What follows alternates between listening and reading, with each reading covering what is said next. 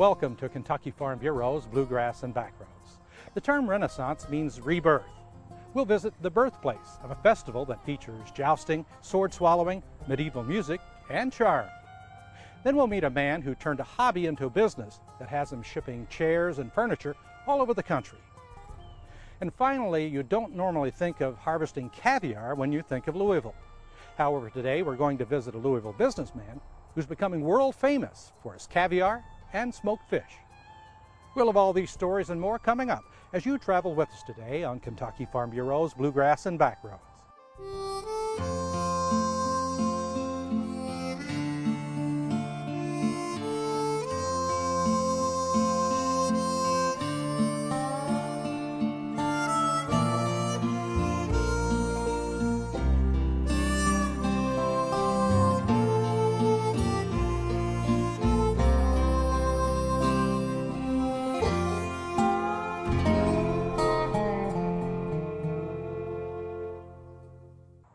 When you visit the Highlands Renaissance Festival in Eminence, be prepared to be entertained by jousting, men in armor, wonderful music, period clothing, and being followed by the village mud wrestlers.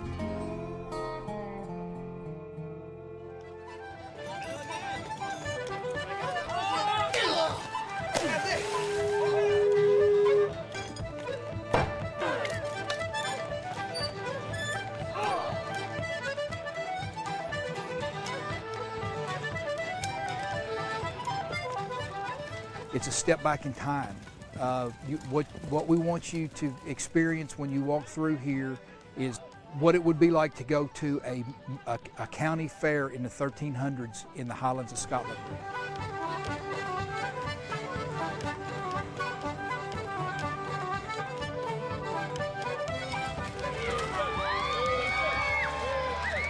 I'm an entertainer, that's what I am. I've got to perform for people, otherwise it affects my well-being.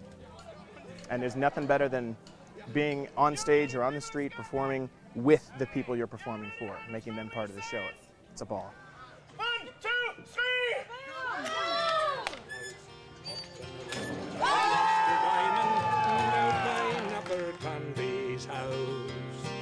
All days is a lady's hand on me. As cold as the fire of the Embry coal. 15 years ago, I was a workaholic, and I went to a fair in Texas, and I'd never been to one before, just on a whim. I just read about it in the newspaper and decided my wife was bugging me about taking a day off, and so I took a half a day off, and we went to Scarborough Fair in Waxahachie, Texas on a Saturday afternoon. I walked through the gate, and I was enthralled. I walked through the gate and said, this is what I want to do. This is it, you know. So, I tried different areas of involvement. We had a booth at a fair, and then I worked on casts at a fair, and just things like that. Decided what I wanted, and then after a few years, I just said, well, I want to do one. I want to build one. Be able to come and step back in time and see, as best as we can replicate what it would have been like to live in the 1300s. But we do it. We try to do it on an entertaining basis, where people are, where you can come and buy a sword that would have been a type of sword that was made in the 1300s, or you can buy a mug that would have been the type of drinking vessel that they would have used in the 1300s. So it's basically just a recreation as close as we can get it, with all the modern conveniences and building codes and safety issues and all that sort of thing. Try to wrap all that into a good time.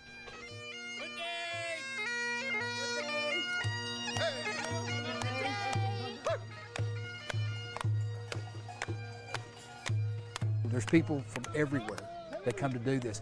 Not only the vendors, but the entertainers are the same way. A lot of them travel on circuit, and they go fair to fair to fair every year. I started swallowing swords because I was a very bad magician. I was doing children's parties, and everyone would always find out what I was doing, how I was doing it. There is no real trick to swallowing a sword. You suppress your gag reflex, you put the sword down, you try not to puncture any internal organs, and that's about it.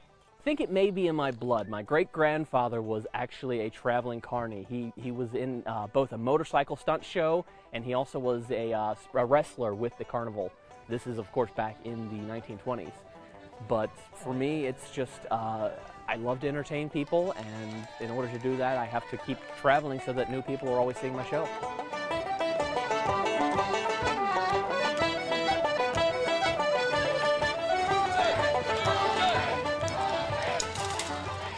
It's probably the closest lifestyle you can get to being a true gypsy. Seriously, it is. I mean, they travel in buses and motorhomes and travel trailers, and they go around, and they're the 1% of the people in the world that want to live like that. All around the fair in different spots, there's little sites where there's shows that go on periodically through the day. Hey, I wish I could. It's a stage where they do comedy skits loosely based on, most of the time, classic plays, Shakespearean plays. I've seen them do Beowulf. I've seen them do, you know, I mean, just all kinds of different things. And it involves them getting in and out of this pit of just goo, mud, you know, and it's the audience loves it.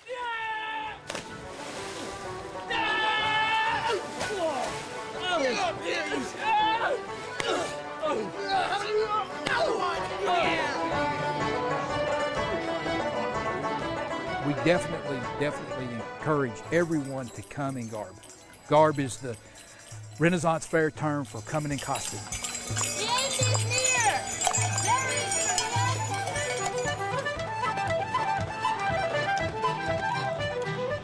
We have everything from barbarians from the 500s through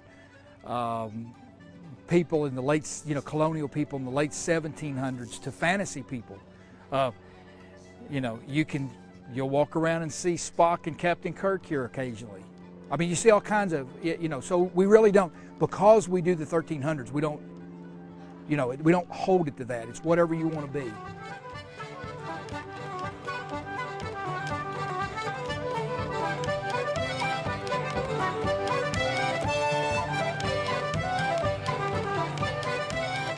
I see the future being in probably 5 years. I see the attendance growing to probably 100,000 over an 8-week period.